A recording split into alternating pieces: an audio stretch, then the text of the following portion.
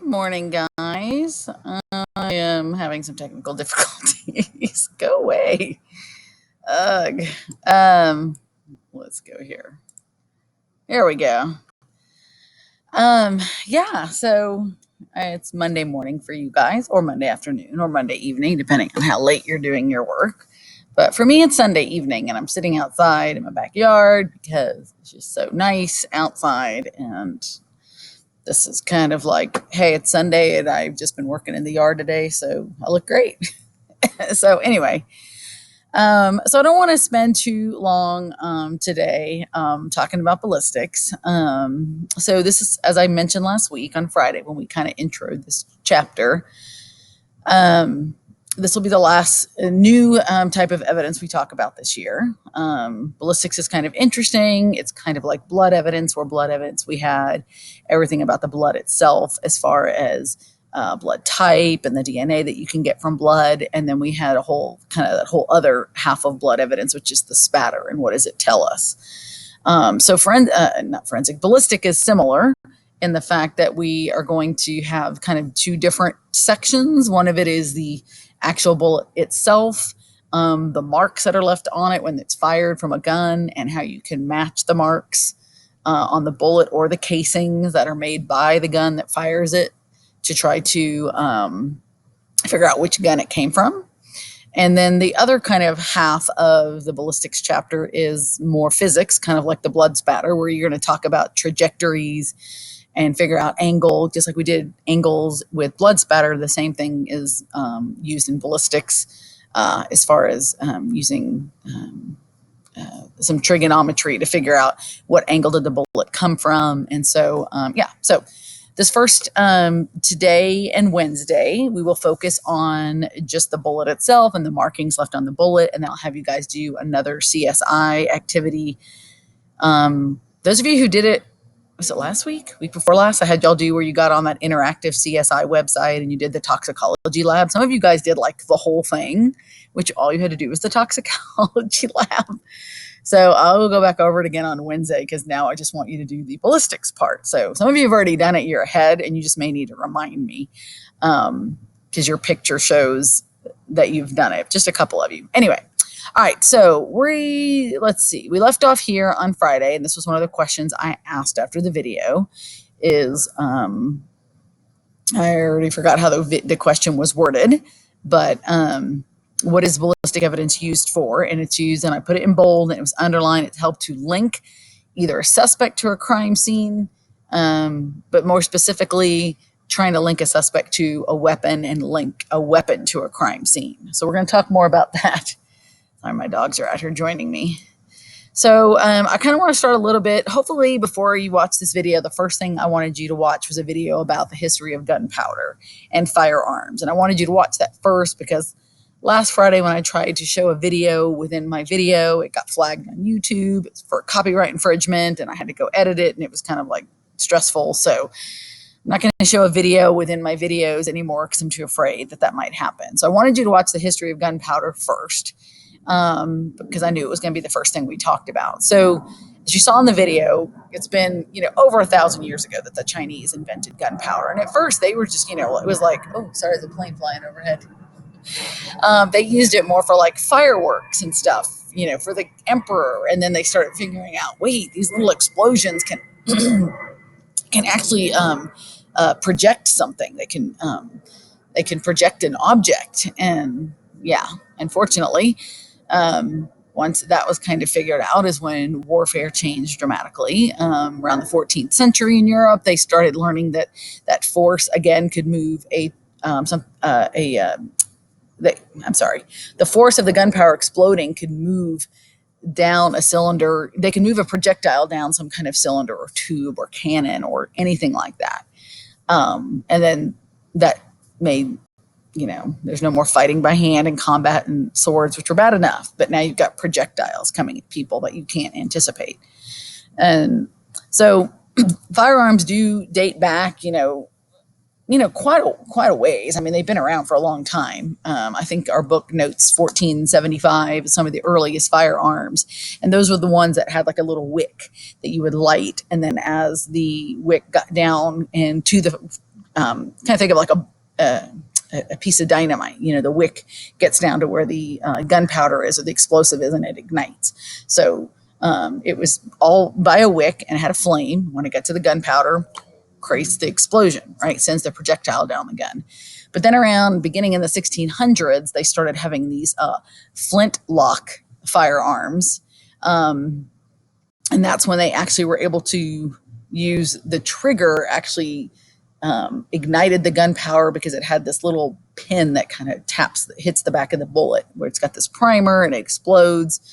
And so that's about the beginning of when we started using the type of technology used today. And then around the 1820s, it was even a different type of firearm that was used. But really,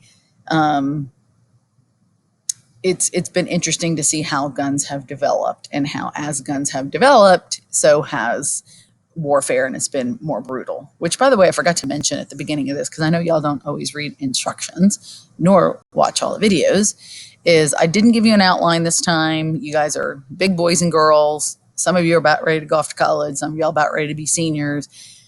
You can take some notes, okay, on your own. I'm not going to give you an outline to fill out. Okay, you'll be answering questions each day after the video. When you watch the video, you are attending class, and answering the questions is like taking care of any feedback that we might do in class. So I am going to expect that you answer every question I ask during the week, and I'm going to put those together to do a weekly grade to show that you were actually in class. I meant to do that at the beginning. I might mention that in the Monday morning video. Okay, so anyway, so you got a little bit of a history, just kind of having an idea that it's been around at least 1,000 years that gunpowder was first invented. Have an idea of if you've taken some notes, that you are familiar with how long they've been around, and kind of how they first started with just wicks, that the gunpowder would that the fire from the wick would ignite the gunpowder, which caused the projectile to go down the barrel. But now we actually don't do it that way anymore. So, and we're going to get more into how guns work today. So, modern firearms. And so I know that there are a lot of you out there that know a ton about guns, and this is a very simplistic way to look at guns. Long guns and handguns, as far as in forensics that they're going to break it down to, long guns are typically something that requires two hands. Okay, the longer the barrel, the greater the accuracy. Snipers use rifles, they don't use handguns, right? Because they've got the long barrel, they can get it really, really accurate. Obviously, rifles are going to fire bullets. Shotguns are going to fire either those big, not shells, what are they called? I guess it is shotgun shell, that can shoot out all the little pellets, but sometimes they might shoot out a single projectile depending on what it is they're hunting, I guess, or shooting.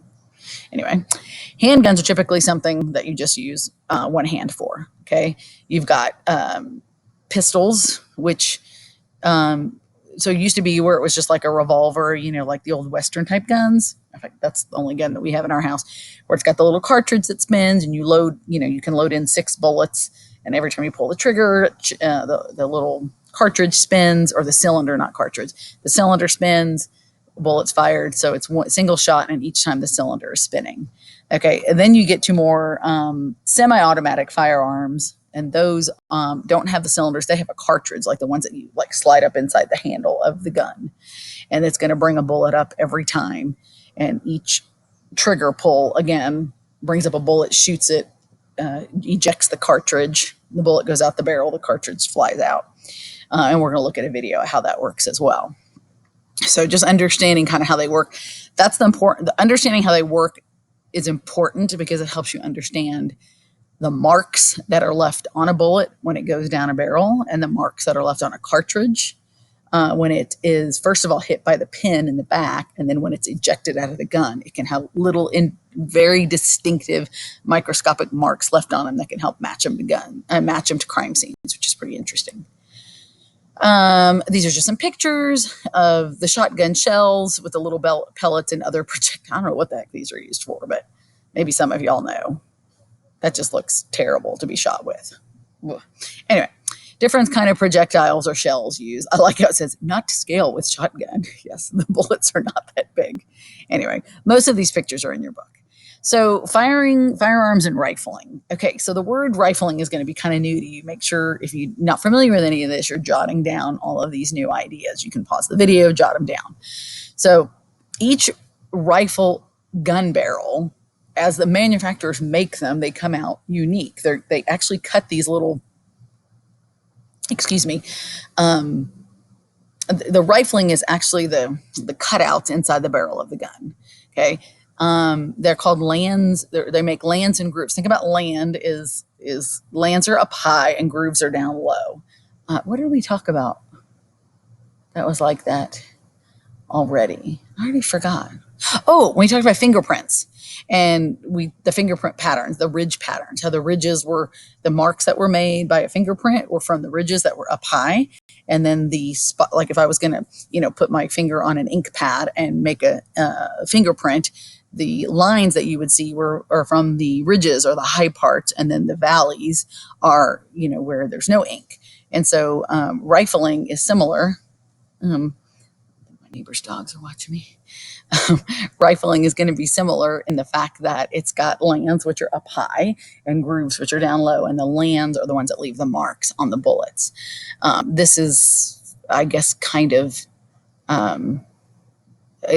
one way to see like the land and the groove. I know this is showing the base of a bullet, but this is a good example of this is hard to figure out what you're looking at here. Anyway, each rifled gun barrel is unique. And as the bullet is going down the rifle or the barrel of the gun, it's spinning and these little lands and grooves are actually scratching it. And some of the gun barrels twist left, some of them twist right. Just depends on how the manufacturer made the gun. And so they leave these unique patterns, okay?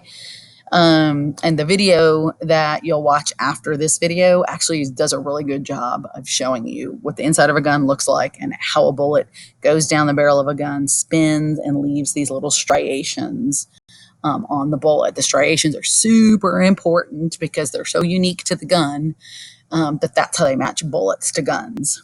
They actually have to recover the gun after it was used in a crime, and then they have to recover we'll get into that. Anyway, there's so much to talk about. I can't talk about it all on the first day. Sorry, I'm being watched. Okay. Okay, so the cartridge. So this is a cartridge, okay? It contains the bullet itself, okay? These are gigantic, okay? You might be used to looking at smaller ones like this. So you've got the bullet itself, and then you've got this cartridge that holds it, and in here is gunpowder.